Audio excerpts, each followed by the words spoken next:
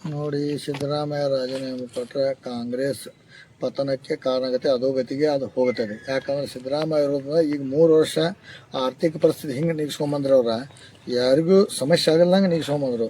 ಈಗ guarantee warranty ಏನು ಕೊಟ್ಟಿದ್ದಾರೆ ಅವರು ಕಾಂಗ್ರೆಸ್ ಅವ್ರು ಸಿದ್ದರಾಮಯ್ಯಿಂದ ಇದೆಲ್ಲ ಗ್ಯಾರಂಟಿ 3 ವರ್ಷ ಸಮಸ್ಯೆ ಆಗಲ್ಲಂಗೆ ಬಂತು.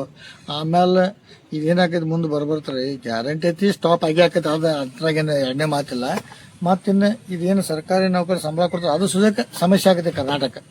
ಆ ಲೆವೆಲ್ ಬಂದುಬಿಡ್ತೈತಿ. ಸಿದ್ದರಾಮಯ್ಯ ಅವರು ಈ ಹೈಕಮಾಂಡ್ ಯಾರೋ ಅವನೊಬ್ಬ ಸುರ್ಜಿವಾಲ ಯಾರೋ ವೇಣುಗೋಪಾಲ್ ಅಂತ ಅವ್ರು ಕನ್ನಡ ಮಾತಾಡಕ್ಕೆ ಬರೋದಿಲ್ಲ, ಇಲ್ಲಿ ಸಮಸ್ಯೆ ಗೊತ್ತಿಲ್ಲ. ಇವ್ರು ಬಂದು ಅಲ್ಲಿ ಕೂತು ಹೈಕಮಾಂಡ್ ಡೈರೆಕ್ಷನ್ ಕೊಡೋರು ಹಿರಿಯ ನಾಯಕರು. ಒಂದು ಕುರುಬ ಸಮಾಜ ದೊಡ್ಡ ಮಾಸ್ ಲೀಡರ್. ಈಗ ಕುರುಬ ಸಮಾಜಕ್ಕೆ ದೊಡ್ಡ ಒಂದು ಅನ್ಯಾಯ ಮಾಡಿದಂಗೆ ವೀರೇಂದ್ರ ಪಾಟೀಲ್ ಅವರಿದ್ದಾಗೂ ಲಿಂಗಾಯತ ಸಮಾಜಕ್ಕೆ ಅನ್ಯಾಯ ಮಾಡ್ರು. ಈಗ ಒಂದು ದೊಡ್ಡ ಸಮಾಜ ಕುರುಬ ಸಮಾಜ ಇದಕ್ಕೆ ಅನ್ಯಾಯ ಮಾಡ್ತಾರೋ. ಅದಕ್ಕಾಗಿ ಇನ್ನು ಕಾಂಗ್ರೆಸ್ ಪಕ್ಷ ಏನೈತಿ ಇನ್ನಿದು 2028ಕ್ಕೆ 40ಕ್ಕೆ ಬಂದು ಹೈತ್ರೆ ಆಶ್ಚರ್ಯ ಪಡುವಂಥ ವಿಷಯ ಅಲ್ಲ. ನೀ ಹೇಳು ಮತ್ತೆ 28ವರೆಗೆ ಸಿದ್ದರಾಮಯ್ಯ ಇರ್ಬೇಕಂತ. 2028 ಇರ್ಬೇಕು. ಮುಂದಿನ ಅವ್ರ ಮೇಲೆ ಚುನಾವಣೆ ಹೋಗ್ಬೇಕಾಯ್ತು. ಯಾಕಂದ್ರೆ ಏನೂ ಬದಲಾವಣೆ ಮಾಡಿ ಎಲ್ಲರಿಗೂ ಒಂದೊಂದು ಪೋಸ್ಟ್ ಇದ್ದು. ಈಗ ಅವರು ಡಿ ಕೆ ಶಿವಕುಮಾರ್ ಅವರು ಡೆಪ್ಯೂಟಿ ಸಿ ಎಂ ಇದ್ರು, ಎಲ್ಲ ಮಂತ್ರಿ ಮಾಡಿ ಚೆನ್ನಾಗಿ ಹೊಂಟಿತ್ತು. ಇದು ಹೈಕಮಾಂಡ್ ಇದಕ್ಕೆ ಕೈ ಹಾಕಿದ್ ಜೀವನಗುಡಿ ಕೈ ಹಾಕಿದಂಗೆ ಆಗ್ಬಿಟ್ಟು. ಈಗ ಸ್ವಯಂ ಘೋಷಿತ ಅವ್ರಿಗೆ ಬ್ರೇಕ್ಫಾಸ್ಟ್ ಮೀಟಿಂಗ್ ದಾಗ ಸಿದ್ದರಾಮಯ್ಯ ಅವರು ರಾಜೀನಾಮೆ ಕೊಡ್ತಾ ಘೋಷಣೆ ಮಾಡಿದಾರೆ ಮೀಟಿಂಗ್ ದಾಗ. ಅದೇ ಅವ್ರು ಹೈಕಮಾಂಡ್ ಹೇಳಿದ್ರೆ ಸುರ್ಜಿವಾಲ ಏನೋ ದೊಡ್ಡ ಲೀಡರ್ ಅವ್ರು. ಪಾಪ ಅವ್ರಿಗೆ ಬೆಂಗಳೂರು ಬಿಟ್ರೆ ಬೇರೆ ಮುಂದಿನ ಊರಿಗೆ ಗೊತ್ತಿಲ್ಲ. ಅಂತವ್ರ ಕಡೆ ಇವ್ರು ಸಿದ್ದರಾಮಯ್ಯ ಅವ್ರಿಗೆ ರಾಜೀನಾಮೆ ಕೊಡೋದು ಹೇಳ್ತಾರಂದ್ರೆ ಇದು ಒಂದು ಅಹಿಂದ ಸಮಾಜಕ್ಕೆ ದೊಡ್ಡ ಅನ್ಯಾಯ ಆದಂಗಿದೆ. ಅಹಿಂದ ಸಮಾಜದವ್ರು ಏನಂತಂದ್ರೆ ಅಹಿಂದ ಸಮಾಜ ತುಳಿಯುವಂತ ಷಡ್ಯಂತ್ರ ನಡೀತಾ ಇದೆ. ತುಳ್ದ ಬಿಟ್ರು ಹೈಕಮಾಂಡ್ದವರು. ಪಾಪ ಅವರು ಸುರ್ಜಿವಾಲ ವೇಣುಗೋಪಾಲ್ ಅವರು ತುಳ್ದ ಬಿಟ್ರು. ಯಾಕಂದ್ರೆ ಅವರು ವೇಣುಗೋಪಾಲ್ ಅಲ್ಲಿ ಕೇಳಕ್ ಸೇಮ್ ಆಗ್ಲತ್ತೇಳಿ ಪಾಪ ಇಲ್ಲಿ ಅವ್ರಿಗೆ ಬೇಜಾರಾಗಿತ್ತು. ಇಲ್ಲಿ ಬಂದು ಇದನ್ನೆಲ್ಲ ಕರ್ನಾಟಕ ಕೆಡಿಸಿ ಸತ್ಯಾನಾಶ ಮಾಡಿ ಹೋಗ್ಬಿಟ್ರು. ಸಿದ್ದರಾಮಯ್ಯ ಅವರು ಕುರುಬ ಸಮಾಜ ಆಯ್ತು, ಅಹಿಂದ ಸಮಾಜ ಆಯ್ತು, ಇದನ್ನ ಈಗೇನು ಕಣ್ಣೀರು ಹಾಕ್ಸತ್ತಾರೋ ಈ ಕಣ್ಣೀರು ಏನೈತೆ ಆಮೇಲೆ ಜ್ವಾಲಾಮುಖಿಯಾಗಿ 2028ಕ್ಕೆ ಸ್ಫೋಟ ಆಗುತ್ತೆ.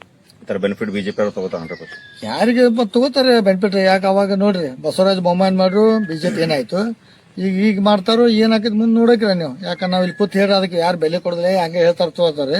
ಅದು 2028ಕ್ಕೆ ಗೊತ್ತಾಗತ್ತೆ. ಯಾಕೆ ಈ ಬಾಗಲಕೋಟೆ ಇಲೆಕ್ಷನ್ ಆಯ್ತು, ನಮ್ಮ ದಾವಣಗೆರೆ ಎಲೆಕ್ಷನ್ ಆಯ್ತು, ಅಹಿಂದ ಮತಗಳು ಕೈ ಹಿಡಿದು ಅವಾಗ ಎಲ್ಲ ಏನು ಭಾಳ ಎಲ್ಲ ಚೆನ್ನಾಗಿ ಕ್ಯಾನ್ವಾಸ್ ಹೋದ್ರಲ್ಲಿ ಹೇಳಿ ಎಲ್ಲರೂ ಕೈ ಕೊಟ್ಟರು. ಇವರಿಂದನೇ ಬಂದರು. ದಾವಣಗೆರೆ 5,000 ಮತಗಳನ್ನು ಬಂತು. ಇದು 22,000 ಸಿದ್ದರಾಮಯ್ಯ ಅವ್ರದ್ದು ಮಾಸ್ ಲೀಡರು ಅಹಿಂದ ಮತಗಳಿಂದ ಬಂದರು. ಅದಕ್ಕಾಗಿ ಎಲ್ಲ ಜನ ಇದನ್ನ ಸೀರಿಯಸ್ ಆಗಿ ತಗೊಂಡು ಸಿದ್ದರಾಮಯ್ಯ ಅನ್ಯಾಯ ಆಗಿದೆ, ಇದ್ರ ಬಗ್ಗೆ ತಕ್ಕ ಉತ್ತರ ಕೊಡಬೇಕು. ಪಕ್ಷಕ್ಕೆ ಒಂದು ಏನ್ ಸಂದೇಶ ಕೊಡ್ತೀರಾ ನೀವು? ನೋಡ್ರಿ, ಕಾಂಗ್ರೆಸ್ ಪಕ್ಷ ಬಿಜೆಪಿ ಅವ್ರ ತಪ್ಪ ಅಂದ್ರೆ ಸರ್ಕಾರ ಬಂದಿತ್ತದು. ಸಿದ್ದರಾಮಯ್ಯ ನೇತೃತ್ವದಲ್ಲಿ ಅಹಿಂದ ನೇತೃತ್ವದಲ್ಲಿ ಮತ ತಗೊಂಡು ಗೆದ್ದು ಬಂದಿದ್ರು. ಈಗ ಇವ್ರು ಅಹಿಂದಕ್ಕನೇ ಮೋಸ ಮಾಡ್ರು, ಮತ್ತು ಸಿದ್ದರಾಮಯ್ಯ ಮೋಸ ಮಾಡ್ರು. ಅದಕ್ಕಿಂತ ಮುಂದಿನ ದಿನದಲ್ಲಿ ಕಾಂಗ್ರೆಸ್ ಪಕ್ಷ 2028ಕ್ಕೆ 40ಕ್ಕೆ ಬಂದು ಹತ್ತದೆ. ಅಧ್ಯಕ್ಷ ಸತೀಶ್ ಜಾರಕಿಹೊಳಿ ಅವರು ನಿಭಾಯಿಸ್ತಾರಲ್ಲ, ಅದ್ರ ಬಗ್ಗೆ ನಮಗೇನೇನು ಮಾಹಿತಿ ಇಲ್ಲ. ಇನ್ನ ಮಂತ್ರಿಮಂಡಲ ಯಾವ ಏನ್ ಮಾಡ್ತಾರೋ ವಿಸರ್ಜನೆ ಮಾಡಿದ್ರೆ ನಮಗೇನದು ಅದ್ರ ಬಗ್ಗೆ ಮಾಹಿತಿ ಇಲ್ಲ. ಅದು ಮುಂದೆ ಏನಾಗ್ತದೆ ನೋಡ್ಬೇಕ್ರದು. ಕಾಂಗ್ರೆಸ್ ಪಕ್ಷ ಯಾರು ಯಾವಾಗ ಏನು ಅಲ್ಲಿಂದ ಟಪಾಲ್ದಾಗ ಬರ್ತೈತಿ ಯಾರು ಮಾಡ್ತಾರೆ ಹೇಳಕ್ ಬರೋದಿಲ್ಲ ಅವ್ರು. ಮತ್ತು ಸುರ್ಜಾಲ ವೇಣುಗೋಪಾಲ್ ಪಾಪ ಅವ್ರು ಮತ್ತೆ ಬೇರೆ ಯಾರನ್ನ ಮಾಡಿದ್ರು ಮಾಡ್ಬೋದು. ದೊಡ್ಡ ನಾಯಕರು ಅವ್ರು ಸುರ್ಜಾಲ ವೇಣುಗೋಪಾಲ. ಮತ್ತು ಅವರೇ ಕರ್ನಾಟಕದಾಗ ಸರ್ಕಾರ ತಂದಾರು. ಸಿದ್ದರಾಮಯ್ಯದ ಏನು ಪಾತ್ರ ಇಲ್ಲ. ಈಗ ಗೊತ್ತಾಗತ್ತೆ. ಈಗ ಇನ್ನೊಂದು 2 ತಿಂಗಳದಾಗ ಸರ್ಕಾರ ನಡೆಸೋ ಆರ್ಥಿಕ ಪರಿಸ್ಥಿತಿ ಎಲ್ಲಿಗೆ